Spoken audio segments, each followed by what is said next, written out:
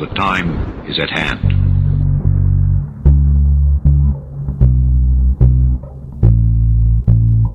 From the crackhead capital of the world, on the outskirts of Williamson, West Virginia, you're in dark places. My name is Jumbo Fugit. You know what curls my whiskers? When I'm at work and people walk up to me, I'm wearing my little red apron and my weird company clothes and stuff, and someone will ask me, "Do you work here?" Yeah, I do. I got a good one a couple days ago. This guy said, "Do you have any more ground chicken?" And I said, "No, we're out of it." He stood there for a minute. He said, "Have you got any in the back?" And I hear that about once a week as well. But for some reason, that one just made me bust out laughing. And I said, "No, we don't have any." And he said, "Well, I didn't know." Yeah, you did. I just told you we didn't have any. Gotta love people. The guys I work with are starting to catch on to the weather manipulation, though. So that's kind of encouraging. They've been talking last few days. And what's the deal with this weather? It just ain't natural. I think they're controlling the weather. So yeah, we're on to you, weathermen. Your little game is going to be up soon. On June 4th, I took Brandon to the Matewan Fair in Matewan, West Virginia. Have you heard of Matewan? It's basically the only thing we're known for in West Virginia. The Hatfields, McCoys, and all that stuff. Other than our crackheads, we have Matewan. So we went to the Matewan Fair, and we came in through this side gate and weren't really fully aware that we were supposed to pay to get in. And we walked around and we saw some wolves. Great North American wolves, I think is what the group was called, doing little tricks and stuff. And it was pretty cool to see all the wolves. And we sat there for a good 10 minutes and we watched those and we started walking around. And the security guard saw us coming in through that side gate, and he was busy doing something else, and he kind of lost us in the crowd. And then he found us, and he just started abusing his power. He came running after us and said, "Hey, you got to have a wristband to be in here." And I was like, "Okay, fine."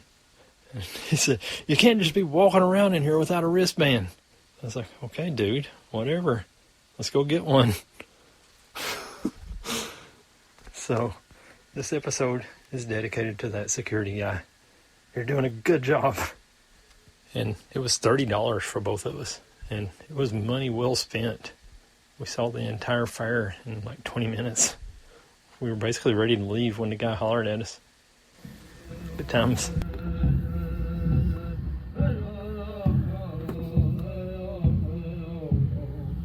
This is Mr. Haunted with this week's Cryptid Corner. On February 10th, 2017, I interviewed Barry Webster, who along with his brother Derek founded a Native American, Omaha, Bigfoot investigation team called Res Squatching Research, located in Macy, Nebraska. The team specializes in private group investigations and expeditions. Barry shared his knowledge about the history, theories, and encounters with Sitonga, as well as another sighting where he believed to be witness to a gargoyle. All right, these are Barry's words here. I had a lot of smoothing out to do, and I still have more work to do, but I'm going to read it in its rough stage right now. I recognize that mainstream society commonly uses the term Bigfoot or Sasquatch, but my people referred to it as Sitonga. I've had many face-to-face encounters with Sitonga. My closest encounter was when I wasn't even searching. I was walking through the woods, and directly in front of me was an 8.5-foot tall creature with a conical-shaped head. It was covered in long gray hair. I noticed his bottom teeth stuck out more than the top, exposing what appeared to be two large canine teeth. Then I noticed a juvenile with white hair hurry to the big one's side. They disappeared into the woods, and I did not pursue them. A little about the history of the tribe. Our tribe's history indicates that our ancestors were informed that Sitonga have always been here. They've assisted us and are considered our brother. We were told that they shared medicine with us in the past and served as our protectors. They've also bartered with us, and we hold them in high esteem. Sitonga has played a significant role in our history. They appear to be territorial and intelligent, and we believe they try to communicate. Wood knocks are common. We hear wood knocks coming from the woods, and we will knock back accordingly. They will mimic our knocks exactly, the rhythm and the count. It's incredible. It's like a game. But when you get too close, they'll let you know. For example, one Halloween, my cousin dressed up in a Bigfoot costume. We were walking down the street. Both sides of our road were lined with deep woods. Suddenly, we heard boom, boom, boom. Something was running through the woods on our left. You'd think Godzilla was in the timber. We smelled an unpleasant odor similar to a wet, mangy dog, indicating it was quite close. It started throwing rocks and branches at us, including one branch which was about 10 feet long and 14 inches in diameter. Okay, that's like a tree. I suppose dressing up like one wasn't a great idea. If you don't believe in them, try dressing up like one and see what happens. One night, my son and I were going to go out squatching. We heard reports by members of the reservation witness what they thought was a gargoyle. We were slowly driving down the road at about 2:10 a.m. at night, looking into the woods, looking for anything out of the ordinary, eye shine, movement, whatever. I was driving my pickup truck, and my son was in the passenger seat when I noticed something out of my peripheral vision on top of a streetlight. I pointed it out to my son. There was a figure sitting on top of the pole. It was lit up well by the streetlight. I parked. We watched it for about 2 minutes, and it stood up from a squatting position, spread out wings, and flew off into the night sky. Holy mackerels. How about that for a couple cryptids? Back to you, Junebug.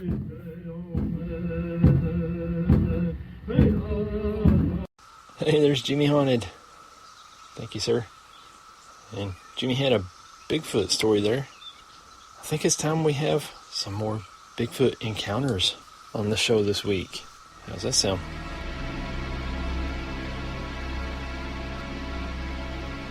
The story is by Big Fat Moderator Fupa. Thanks, Big Fat. Well, basically, I was hiking in Sourdough Mountain in the North Cascades.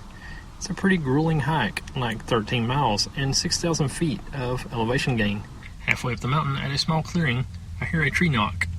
Then 2 more tree knocks. I could not believe what I was hearing. It was like someone banging on a tree with a baseball bat.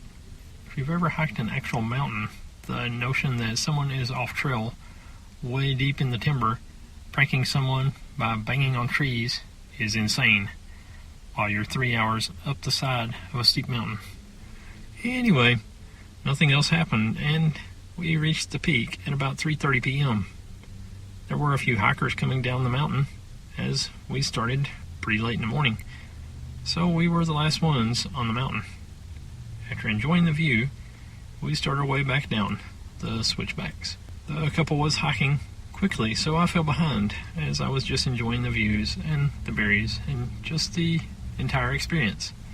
The couple disappeared from view, and I was totally alone. Now, I know you're supposed to make noise while hiking, as there are tons of bears up there. So I was singing a little song to make noise, when all of a sudden I hear some rustling and footsteps over my right shoulder. It sounded like bipedal, but I knew there were no people behind me, so it freaked me out a bit. Then footsteps would mirror mine. I would stop and rustling stopped. I would start and they would start again. This really creeped me out, but I still had no idea what it was. The entire forest went totally silent. It was like a heavy blanket was over the atmosphere. No wind, no birds, no bugs, nothing. This was the creepiest moment I have ever experienced until shortly after, when suddenly it felt like I was being watched. It was such a strong feeling. It was like 2 laser beams were burning into my head. It felt like I was a prey animal and some predator was about to attack me. Total instinctual fear. I continued hiking and turning around to see what it was, but I saw nothing. I turned around a few times until I reached a small clearing in the trees and turned and looked, and there it was, sitting about 80 yards away up the mountain. It was sitting or standing, not exactly sure, because the bottom half was covered by leaves and bushes. But there it was, a giant hairy man/gorilla looking creature. It was dark brown and had long hair all over it. It didn't look like fur, it looked like hair. Massive shoulders. It looked like an old school football player with the pads on. No neck. Head looked like it was right on the shoulders. It looked like the head had a slight conical shape to it. Huge eye sockets / brow ridge.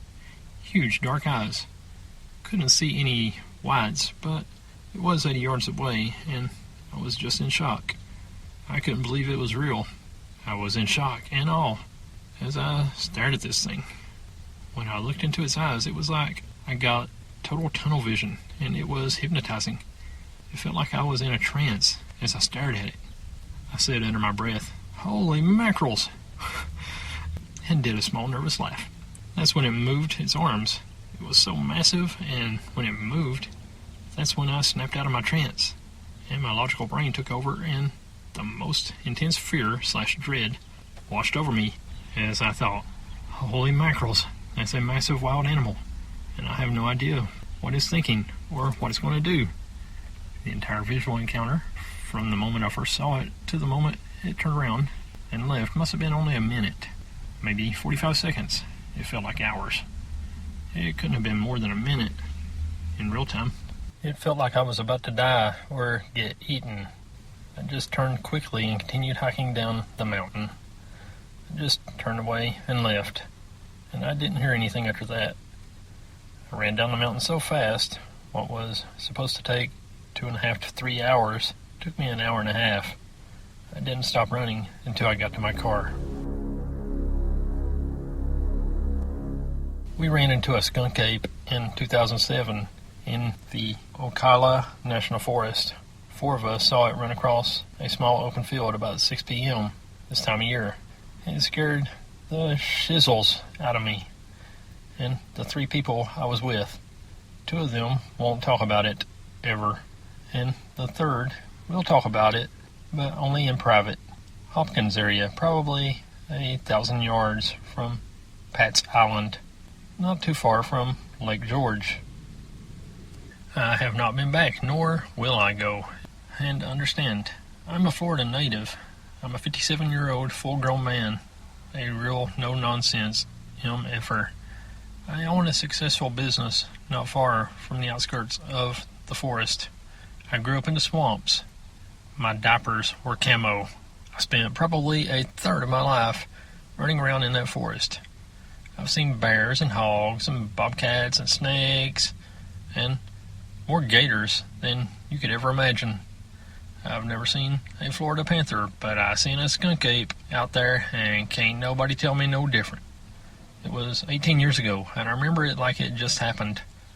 We'd been training some dogs, and had been out there, I guess, since about noon, and the dogs acted normal for the most part.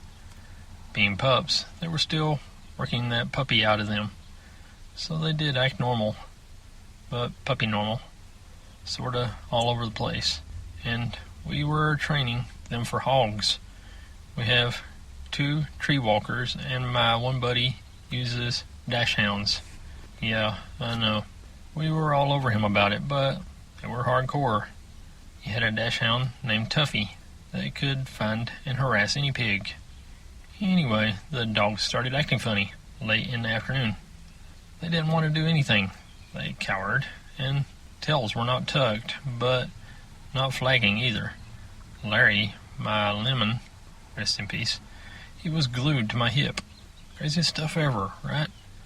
the hounds continue to wolf with no enthusiasm and occasionally just stop. The dogs are scared.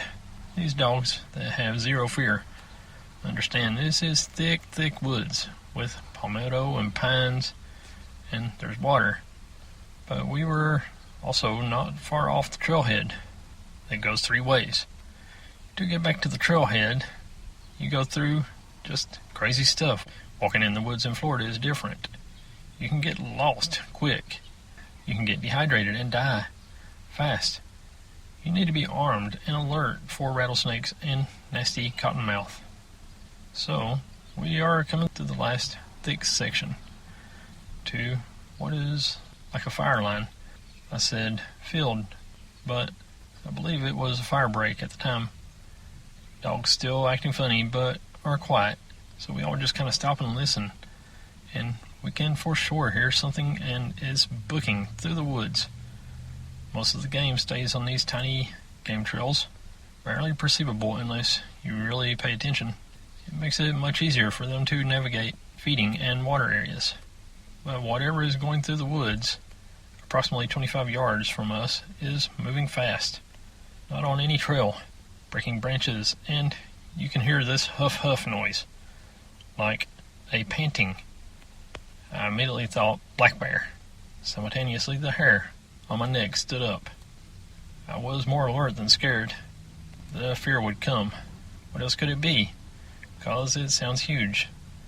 We carry on slowly and step out of the trees, look north, and there it is, standing 40 yards from us, but ahead of us. He's headed north, but trying to get back into the trees on the other side of the fire line. He's dirty AF, matted, reddish-brown, sun-bleached fur. Maybe even a little mange, but filthy. Absolutely looks like it's been in the mud. And now the dogs are losing their minds. And that's when we could smell it. And it was exactly what you'd imagine. I've been sprayed by a skunk 3 times, and the smell was worse than that. Skunk and hot garbage mix. And we see it from the side. And my one buddy goes, WTF.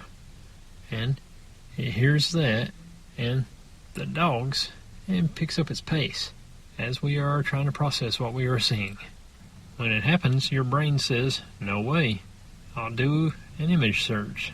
Your brain will search all them files up in that coconut. I don't know what he's talking about now. He's losing it. It takes a second or two to go, that's a skunk ape. It's on 2 feet. It's huge. It's obviously not happy. I feel like I have to now poop. The adrenaline, when you realize what you're looking at, is like nothing ever. I'm still looking to replicate it without a heart attack.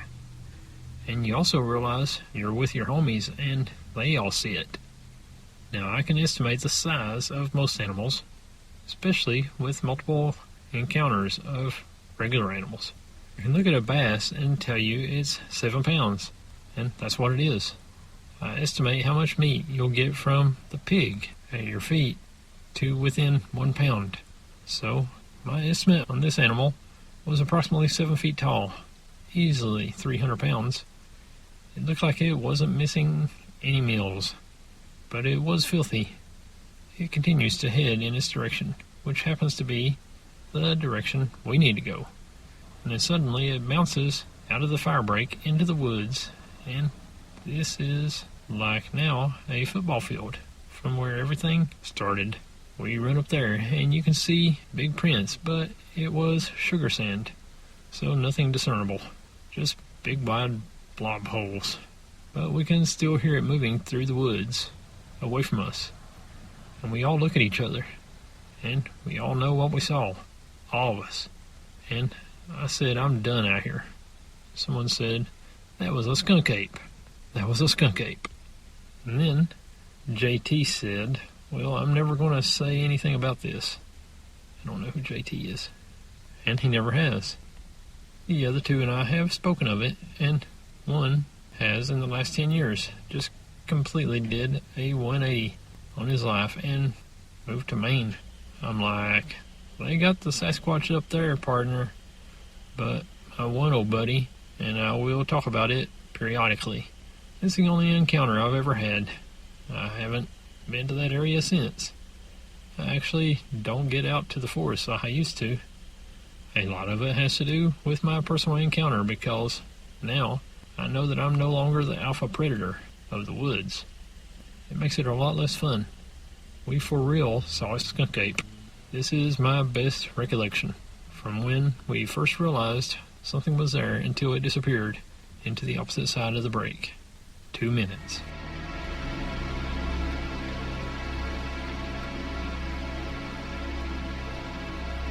This report comes from J4R8H. I imagine they're all around Lake George. One time I was hunting in the swamp on the south side of the lake, and I found myself standing in this big wreath made from pine needles, leaves, and sticks. It was very intricately woven together by someone or something with fingers. It was big, like a doorway. I always felt watched walking through that area as well. Also caught a glimpse of one just south of Juniper Springs.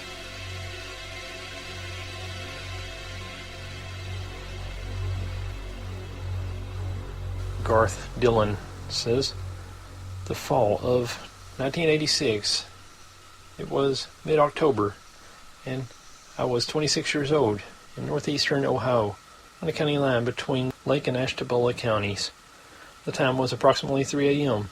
I was on a Honda 650cc motorcycle going home after bartending at the Swiss Chalet in Geneva on the lake. About 100 yards ahead of me, I clearly saw a tall, broad, hairy, upright man-like creature cross the road from east to west. I slowed down as I approached the area, which was heavily wooded and extremely overgrown. There were deep ditches on each side of the road. I was in second gear, going about 25 miles an hour as I passed the spot, when I saw the creature standing in the ditch, looking directly at me. We were only about 6 feet apart. Its face was a combination of ape-like and Neanderthal, and very human-like. It has a heavy brow ridge over dark eyes, a wide flat nose, and a very wide mouth and square teeth. It was smiling at me, which scared the living daylights out of me, and I gunned the bike, looking away and concentrating on controlling the bike. I looked back a couple seconds later, and the creature was running after me, still smiling. I drove as fast as I could for the next couple of miles, feeling that it was still behind me, but I never looked. Unfortunately, I only lived about 5 miles from that spot, even less as the crow flies. My family owned 175 acres of mixed farmland, forested space, north of the Grand River. It should not be hard to pinpoint exactly where my encounter was. I no longer have any attachments to the area, and it has since been built upon. I only wonder if the creature is still up there. The encounter changed my life. I didn't ride my motorcycle around there anymore. I avoided that road for almost a year. I began carrying a .357 Magnum around when I was outside the house and working outside. I never camped out again till after I had moved to another state. I didn't tell anyone till I was married 4 years later. My wife had actually had an experience in Deep Creek, Maryland in the 70s of her own. The event was life-changing, and I almost wish it had never happened, because even now the subject is so controversial and taboo. My wife does not remember all the details of her sighting, but her father once had a hunting cabin in Garrett County. According to her recollecting, she was with her cousins and her sister, so 3 girls and 2 boys, all of whom were between the ages of 12 and 16. They had gone hiking in the woods and had gone much further than usual. At some point they found a stream and a small pond and were splashing around in both when they heard a scream. She said it was so loud and close, her and her sister screamed upon hearing it and reacting. Nothing happened for a while as they discussed what it was and what to do. Her oldest male cousin had them hurry up and leave. On the way back, they felt like they were being followed and heard sticks and branches being broken behind them. Once they were closer to the house, they stopped and looked back. My wife and her sister were sure they saw someone moving from tree to tree, trying to hide from them. They told her father, and he said that people did use the land to cross between places. In the following days, they all felt watched in the woods and heard things at night around the cabin. The culmination happened on a sunny afternoon when the kids were all playing in a field, when my wife saw a huge dark figure in the tree line. As she watched it, it stepped out into the light about 50 or so yards away. She is not good with distance, so it was probably further. The thing, as she calls it, was huge and hairy. It had long brown-red hair covering its body, massive shoulders like a football player, and a wet dog smell. She screamed and pointed. When everyone looked, it turned and walked back into the woods. When all the kids told the adults, they packed up that day and left. After that, only her dad ever went back to the cabin during hunting season. I'm sure he knew something, but would never talk about it, and sold the cabin a few years later. So we are both firm believers, but neither of us are looking to have anything to do with the creature that is obviously roaming around the forests of America.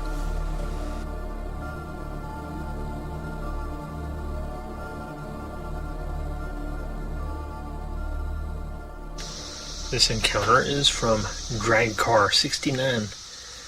I had what I believe was an encounter over the summer. I was off-road motorcycle camping, well away from any possible campers on the Colville Indian Reservation in eastern Washington. I found this breezy, cool copse with a grassy area around a small running creek. Though it was quite hot that day, it was 10 degrees cooler here. The area had game trails running to this small clearing. I set up my tent and read until darkness came. I had fallen asleep and was awoken by a massive thud at 12:14. I checked my watch. I later checked for earthquakes in the area. There were none.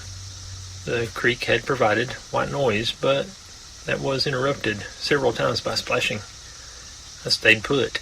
The doors of my tent did not face the area the sound came from, and just listened. I heard a deep sigh, and then footfalls away up the hill. In the morning I looked around. The heat had been in the 100s, and the earth was firm, but in one spot by the creek it was moist, and that spot appeared to be a very large and deep heel print. My size 12 camping shoe easily fit in the print. I hadn't seen it the day before, and I wanted to make sure it wasn't from my motorcycle boots. There were no indications of a separate heel, and it was bigger anyway. There were no toes or anything forward of the arch. I tried to make a print next to it to see how far my 200 pounds would sink in. It was about 1/4 of an inch, whereas the other print was well over an inch deep. My theory on what happened: a very large animal came down the hill, entered my camp, knelt down and drank some water, and then returned from where it came. I believe from the evidence at hand that it was a Sasquatch. This report is from Pirate Lantern. We were headed to my aunt's property in Lodi, California. Lodi? Lodi. Oh Lord, stuck in Lodi again, I guess. We were in her RV. It was around 3:30 a.m. I couldn't sleep, so I joined my aunt up front while she drove. We were on a desolate country road with no other cars or houses as far as you could see. Just trees on the side of the road. Then the headlights illuminated a figure walking along the side of the road. The figure was tall, covered in dark hair, walking upright with its arms at its sides, and it had a conical-shaped head. We both saw it, and even 30-plus years later, we both still remember it. Nobody is going to walk along that road in the middle of the night, just hoping for someone to drive by.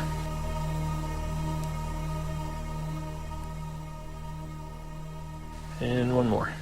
King Banana Boa says, I never saw anything, but while hunting in northeast Michigan, in the same area where my grandfather said he saw something like 30-ish years prior, I did hear some stuff.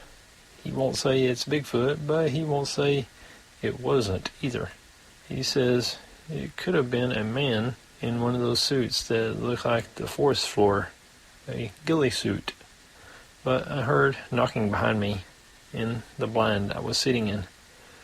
Now there was some logging going on about 5 miles from our camp during the summer, but it was hunting season. That starts in November, and if I recall correctly, it was the weekend also when this happened. So the knock continued for a good 20 to 30 minutes, about an hour into me sitting in the blind. I also heard what sounded like running through the woods about 300 yards behind me. But I will say everything I've ever heard about Bigfoot is that they're quiet, and much like most animals in the woods, are very good about getting around undetected while being able to still see you. I don't know. It could have just been all a coincidence. I don't think it was, my friend.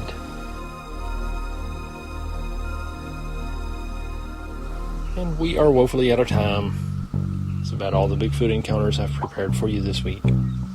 Thanks as always, Jimmy Haunted. Thank you for listening. We'll see you right here next week. God bless.